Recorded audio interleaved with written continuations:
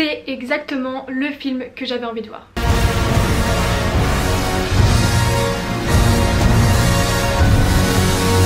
On se retrouve pour parler du nouveau film Batman réalisé par Matt Reeves avec Robert Pattinson dans le rôle principal. Comme beaucoup d'entre vous je pense, j'avais pas mal d'attentes sur ce film à force de voir tout le monde en parler, tout le monde se hyper, forcément j'ai été prise dans cet engouement aussi, j'ai été prise dans cette euphorie alors que j'essaye en général d'éviter ça pour ne pas me survendre un film avant même qu'il soit sorti. Donc j'avais un petit peu peur finalement que le film ne soit pas à la hauteur de mes attentes et au final ça n'a pas du tout été le cas, bien au contraire, c'est exactement le film que j'avais envie de voir. C'est un film qui nous offre une vraie proposition, que ce soit dans sa réalisation, sa mise en scène ou dans sa manière de représenter Batman. C'était exactement ce que j'avais envie de voir et même de manière générale c'est exactement ce que j'ai envie de voir dans les films de super-héros. Pas forcément ce côté sombre et mature mais un côté travaillé avec des plans qui font sens, avec une mise en scène qui est réfléchie, avec un traitement des personnages qui est un petit peu affiné. C'est quelque chose qui me manque énormément dans les films de super-héros, notamment chez Marvel, j'en ai déjà parlé plusieurs fois, j'ai envie qu'ils soient plus audacieux donc j'espère que ce sera le cas dans leur prochain film. Et ça fait vraiment plaisir de voir un film comme ça qui est force de proposition.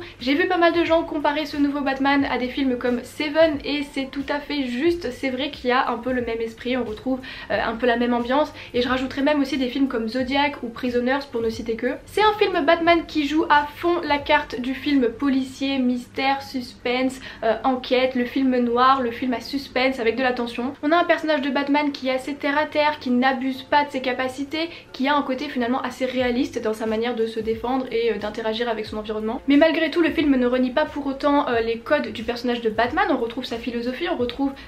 toutes les caractéristiques qui font qu'on reconnaît Batman, donc ça reste un film de super-héros mais qui a été mis au goût du jour si j'ai envie de dire, ou du moins qui a été travaillé. Pour parler un petit peu du casting, honnêtement j'avais déjà pas trop d'inquiétude à ce niveau là avant de voir le film et ça s'est totalement confirmé avec mon visionnage, tout le monde est absolument excellent. Colin Farrell est absolument méconnaissable, si je ne savais pas que c'était lui je pense que je ne l'aurais pas reconnu, chaque fois qu'on le voyait j'essayais de le reconnaître mais franchement c'était vraiment difficile. Paul Dano est absolument excellent, c'est un acteur que j'aime énormément, j'aimerais vraiment beaucoup qu'on le voit plus souvent au cinéma et les personnages comme ça qui sont assez torturés, assez sombres lui vont extrêmement bien, il est vraiment doué pour jouer ça. Zoé Kravitz était aussi excellente dans le rôle, c'est un très bon choix de casting, vraiment le personnage de Catwoman lui colle à la peau, on dirait qu'elle a été taillée pour ce rôle là. Et j'ai aimé le fait que son personnage ait véritablement une place dans le film, elle n'est pas là juste pour habiller le personnage de Batman, elle n'est pas là pour décorer, elle a vraiment une utilité, c'est un personnage qui fait sens et elle a sa place. Et d'ailleurs c'est le cas de tous les personnages dans le film, au tout début quand on nous a annoncé le casting et quand on nous a dit qu'il allait avoir autant de personnages dans le film, je vous avoue que j'étais un petit peu inquiète, j'avais peur que le fait qu'il y ait plusieurs antagonistes et qu'il y ait autant de personnages de l'univers Batman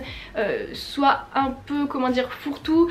qu'il y ait finalement trop de choses, que le film soit trop dense, qu'il y ait trop de personnages et que du coup il ne soit pas traité à leur juste valeur, mais pas du tout, ça a été très bien réussi à ce niveau là, chaque personnage a sa place, chaque personnage fait sens, chaque personnage a ses moments de gloire si j'ose dire. Et parlons bien évidemment de Robert Pattinson, je sais qu'il y avait tout un débat sur est-ce que Robert Pattinson est un bon choix pour incarner Batman. Personnellement j'étais dans la team qui était totalement pour moi Robert Pattinson c'est le mec qui arrive à incarner des personnages sombres, il a un côté vraiment indéchiffrable et je trouvais que le personnage de Batman collait parfaitement avec sa manière de jouer et j'ai été totalement conquise, honnêtement dès les premières minutes du film je trouvais que c'était un très bon choix. C'est un Batman qui est sombre, qui est torturé, qui est violent, on sent qu'à n'importe quel moment il peut franchir une limite, mais c'est aussi un Batman qui est assez fragile, il a des faiblesses que ce soit psychologiques ou physiques, on sent que physiquement il souffre par moments, il prend vraiment des coups, mais psychologiquement aussi il a des doutes, il a peur, il a un côté très humain finalement. Il a un côté très froid oui mais il a aussi ce côté humain et finalement la seule chose que je pourrais lui reprocher si je peux dire c'est qu'on ne l'ait pas beaucoup vu en Bruce Wayne mais en même temps ça fait sens puisque en fait dans l'intrigue le personnage de Bruce Wayne est assez effacé, il est assez replié sur lui-même donc c'est pour ça qu'on le voit très peu en Bruce Wayne. Pour ce qui est de l'intrigue c'est un film qui est lent mais qui n'est pas long, j'ai pas vraiment senti les presque 3 heures de film qui sont passées. Je m'étais dit que si jamais j'accrochais pas ça allait être vraiment long parce que presque 3 heures de film quand t'apprécies pas trop c'est vraiment pas ouf, mais dès le début le film m'a tout de suite captivée, j'ai trouvé l'introduction absolument géniale et j'étais tout de suite prise dedans. Et donc oui c'est un film qui est lent, c'est un film qui prend son temps, il prend le temps de poser ses pions, il prend le temps de développer petit à petit son intrigue, de nous révéler des choses progressivement et c'est pour ça qu'en fait on ne s'ennuie pas parce que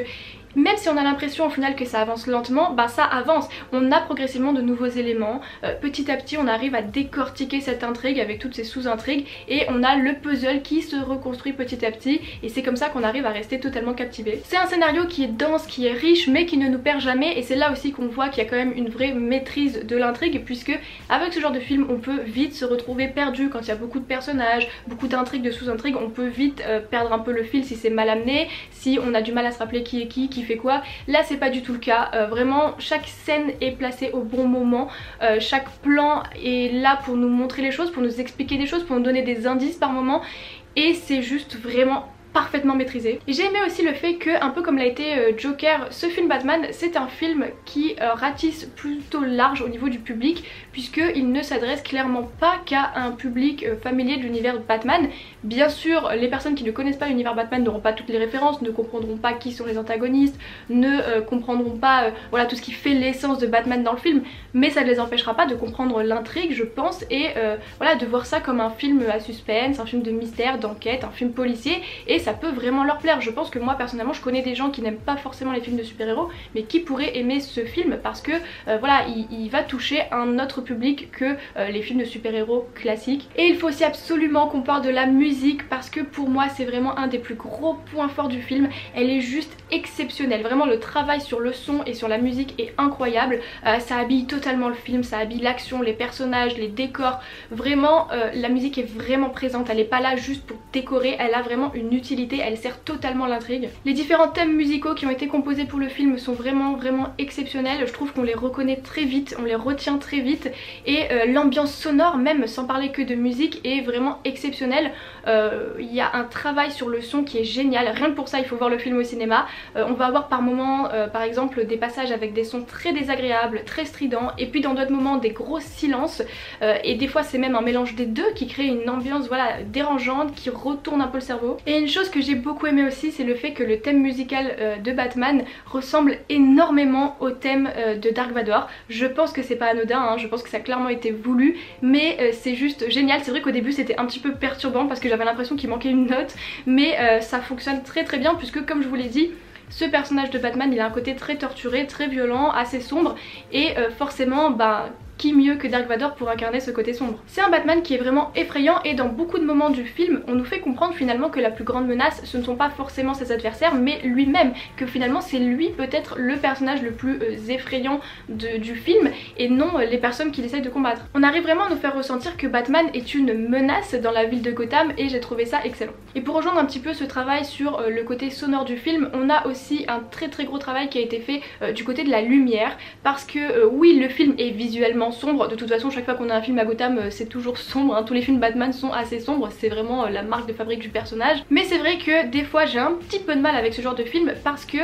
si la lumière est mal gérée, ben, très vite le film devient totalement illisible en fait. Si le noir est vraiment trop présent, on ne distingue plus rien, on ne distingue plus les personnages, plus l'action, plus rien. C'est un petit peu ce qui s'est passé dans le dernier Spider-Man pour ne pas revenir dessus, hein. Mais là c'était vraiment très bien géré, chaque scène est sombre oui mais il y a toujours des points de lumière qui éclairent les personnages et qui rendent vraiment justice à ces personnages et même au lieu. Autant les scènes où on a le personnage de Batman sont très sombres, très noirs, autant quand on a Bruce Wayne, l'image et la lumière est plutôt blanche, souvent parce que c'est en plein jour, mais même malgré le fait que c'est en plein jour c'est très blanc et ça va bien avec finalement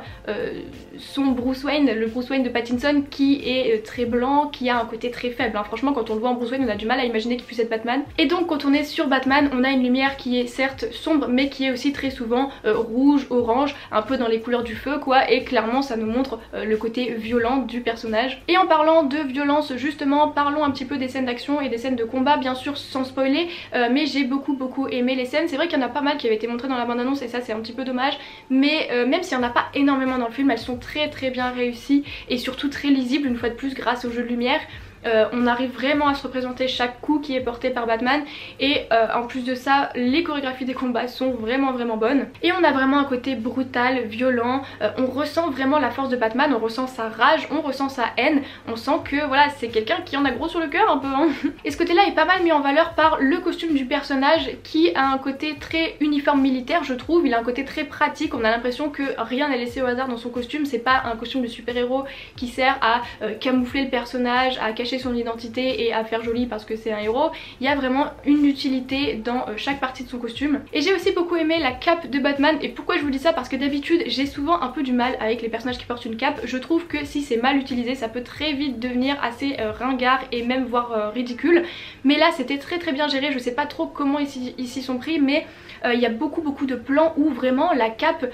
donne vraiment du volume à Batman, lui donne du corps, renforce ce côté chauve-souris bien évidemment, mais aussi ce côté violent, sombre, effrayant. Et j'ai adoré la manière dont sa cape est présente. Ça lui donne un côté un peu plus aérien, un peu plus léger, qui contraste pourtant avec son aspect très lourd, très terre à terre. On sent que Batman c'est un mec qui n'est pas léger, hein, il a le pas lourd, et pourtant avec cette cape ça allège un petit peu et du coup ça crée une sorte d'harmonie entre sa robustesse et sa légèreté, si je peux dire. Bref, vous l'aurez compris, j'ai beaucoup aimé le film. Je vous invite fortement à aller le voir au cinéma si vous hésitiez encore à le voir. Je sais qu'il y a quasiment tout le monde qui a envie d'aller le voir, mais franchement si vous hésitiez, regardez-le au cinéma parce que ça vaut vraiment le coup. Le travail sur la mise en scène, sur les décors, sur la photographie, sur la lumière, la musique, tout vaut le coup d'être vu au cinéma. Vraiment c'est une vraie expérience, il y a une vraie ambiance qui est mise en place. Après, le seul vrai reproche que je pourrais faire au film, c'est peut-être d'être quand même un petit peu trop sage, parce que oui, comme je vous l'ai dit, c'est exactement le film que j'attendais. C'est à dire qu'à aucun moment le film n'a réussi à me surprendre.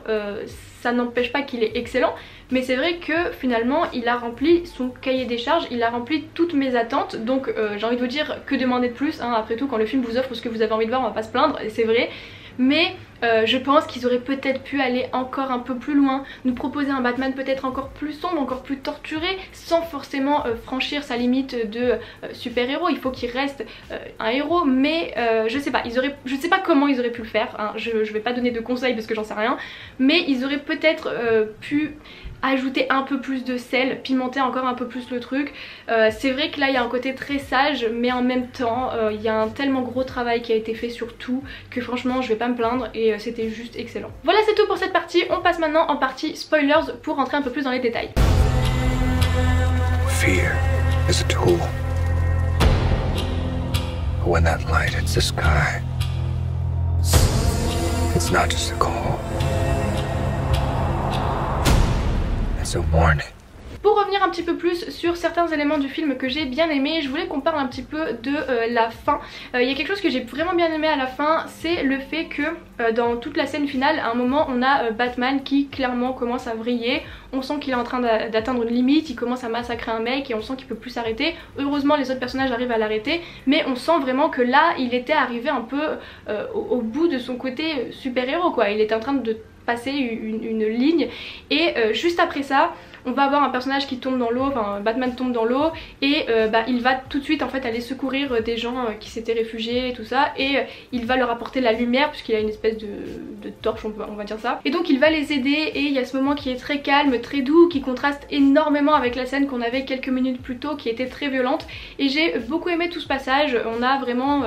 cet aspect je franchis la ligne et finalement je reviens dans le droit chemin. J'ai beaucoup aimé ça, surtout que Batman de base c'est un personnage qui est certes un justicier, mais qui finalement contrairement à des super-héros comme je sais pas Superman par exemple, qui lui est très proche des gens, qui en fait très souvent sauve les gens directement, lui Batman il ne sauve pas directement les gens, il s'attaque aux ennemis, il s'attaque aux adversaires de Gotham, et donc finalement il est rarement en contact, du moins j'ai l'impression, avec la population. C'est pas forcément le mec qui va venir sauver tout le monde dans un accident, mais lui il va vraiment s'en prendre aux personnes qui veulent du mal à la population de Gotham. Et là pourtant il venait directement au contact des gens,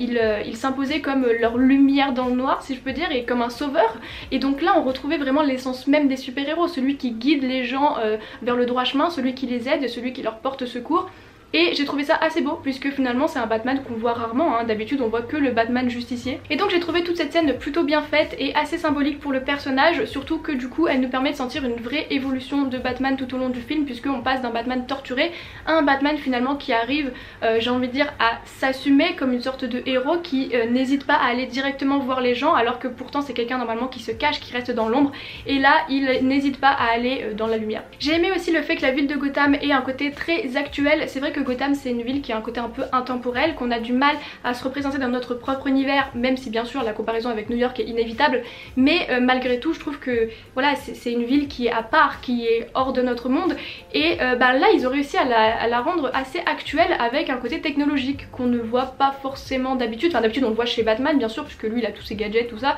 mais on le voit pas forcément dans le reste de la ville, j'ai l'impression, et là on le voyait bien notamment avec le personnage de Paul Dano qui lui va utiliser les réseaux sociaux pour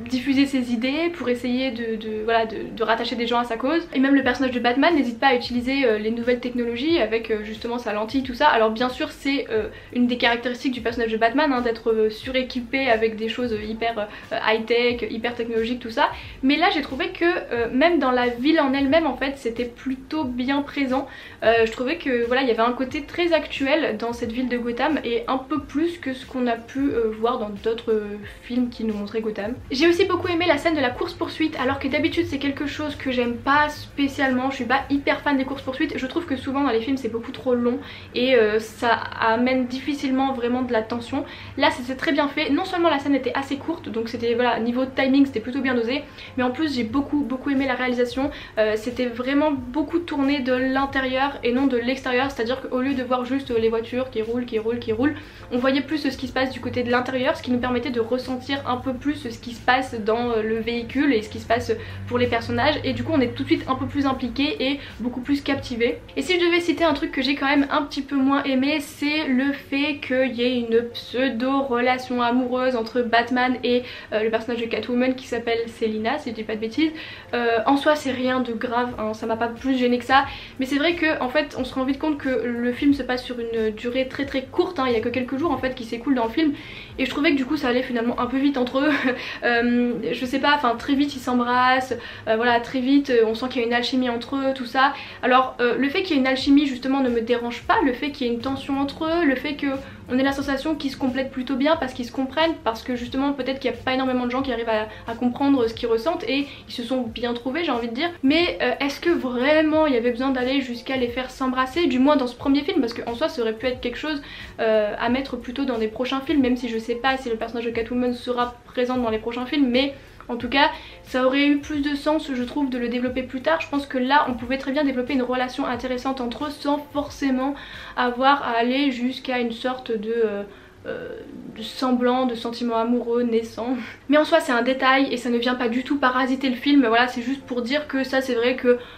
bon, quand ils s'embrassaient j'étais en mode ouais ok, au bout de 3 jours vous y êtes, c'est bon on a compris, mais bon c'est pas grave, c'était pas non plus gênant, mais c'est vrai que en fait je comprends pas trop quel intérêt ça avait. Oui, le fait qu'il y ait une relation assez intime un petit peu et voilà, et une alchimie entre les deux personnages, ça fait du sens.